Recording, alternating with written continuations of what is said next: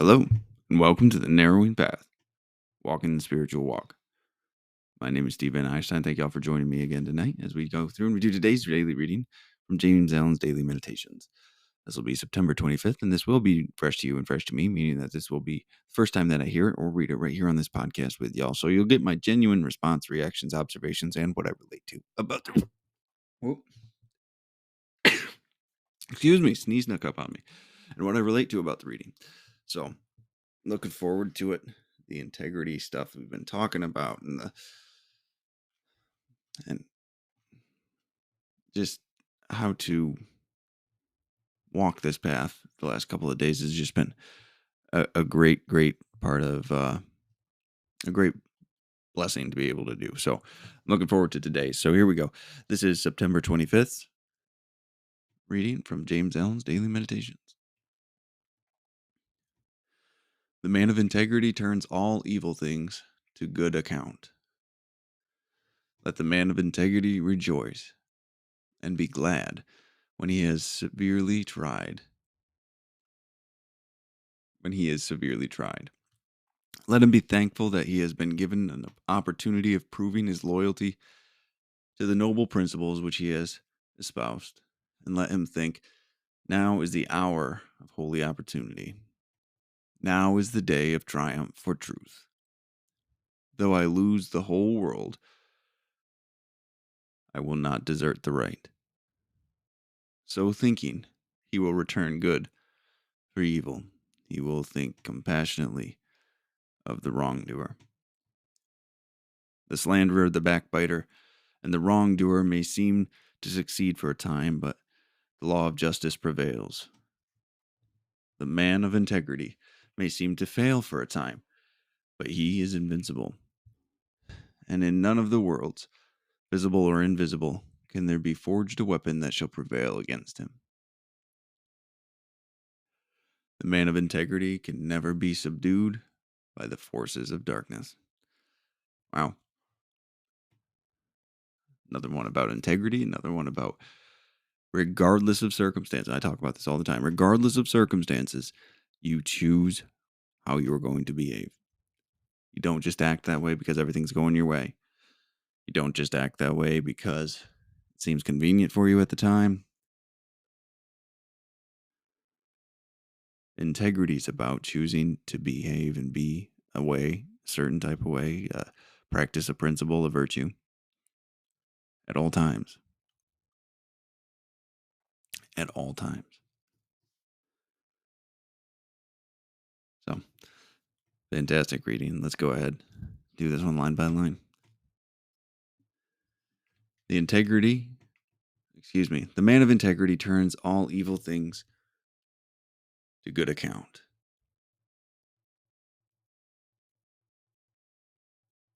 The man of integrity turns all evil things to good account.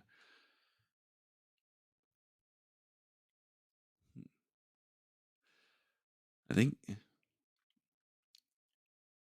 I don't like having to do this, but to be honest with you, I don't know if I fully can grasp that statement there into good account. So it changes them over into good, changes them, resides in the good regardless of potential evil encroaching on his life. The man of integrity turns all evil things to good account. Or when you find these sins, these evils, these selfish, self-centered ways, to address them and turn them into virtuous behaviors instead of evil. Maybe that's what we're talking about here. I feel like that'd probably be more the way we're inclined to be on this. Let a man of integrity rejoice and be glad when he is severely tried. That's a hard one for most of us to do. You know, in the 12-step community, we talk a lot about these types of things. When we talk a lot about gratitude, just in general. And I'm under the belief that gratitude is meant to be practiced in the hard times, and I believe that's when it's most effective. Gratitude doesn't change your mind immediately. It doesn't make things feel better. It doesn't do anything. But allows you to take a different perspective on things instead of a normal, selfish, self centered, poor me, victimized way of looking at things. It allows you to grow and walk through life. So, let a man of integrity rejoice and be glad when he is severely tried. When these things are cropping up, when life is getting difficult, be grateful. Be grateful because you get to show your conviction, you get to show your integrity, you get to show the type of man that you are. It's an opportunity. It's taken me a while to actually see see trying times as opportunities for growth and resiliency. But I have, and I'm grateful because every single time you get through one and you've been able to practice the, the spiritual life, it's pretty awesome. You get another experience saying that you can get through anything and not have to go back to old habits. Actually, you get proven that the new way of living is more effective. That's awesome. So I do rejoice when I am severely tried because I get the opportunity to grow. I get the opportunity to see where I need to change my beliefs. Let him be thankful that he has been given the opportunity of proving his loyalty to the noble principles which he has espoused. If I don't practice what I talk about in the hard times, now I'm not perfect. But if I don't make it a point to practice the way of living that I talk about all the time when things aren't going my way perceivably or things aren't going the way I'd like them to go, then it's not even worth the conversation. I don't I've lost my I'm not a man of integrity. Should that be the case, right? There needs to be practice in all ways.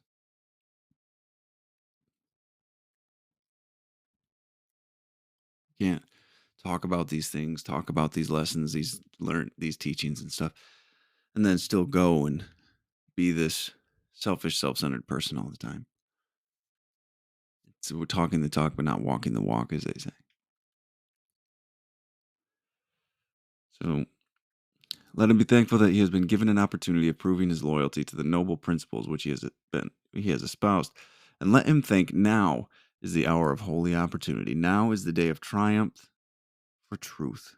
Though I lose the whole world, I will not desert the right. What an amazing thing to think about. What a beautiful sentiment. Though I lose the whole world, I will not desert the right. It's not that he's in denial about it. It's not that he's not in reality. It's not some delusional place of toxicity, but he's right there with it. He's in reality and saying, though I lose the whole world, I will not desert the right.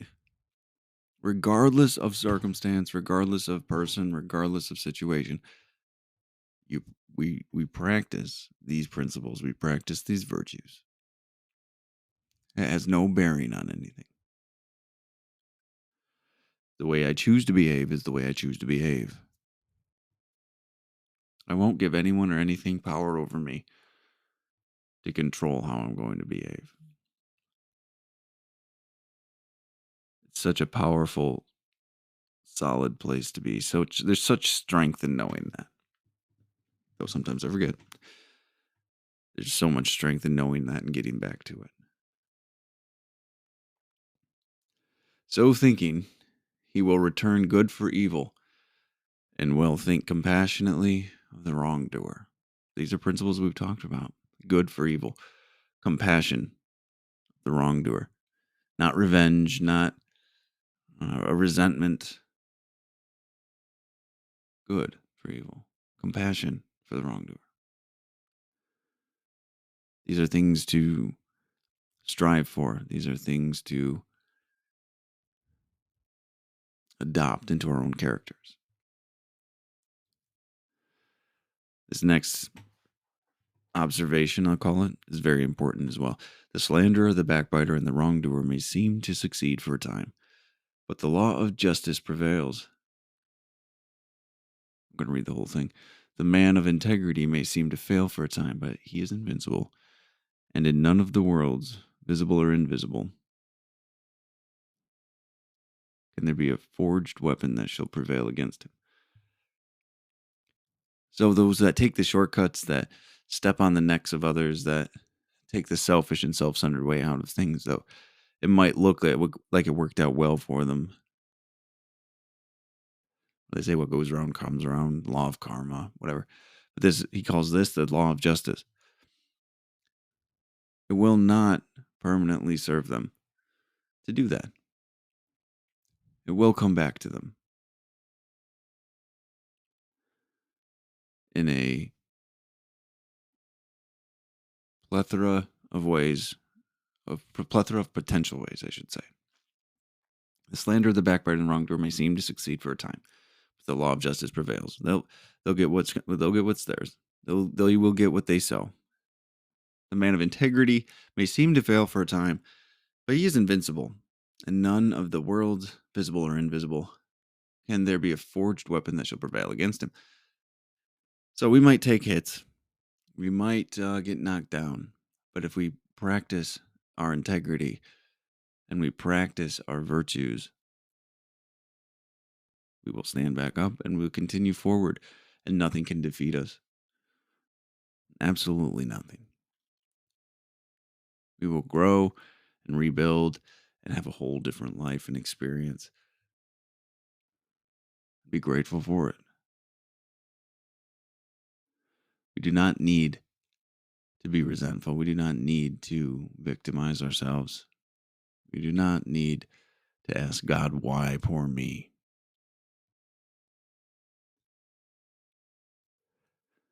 We need only to know that if we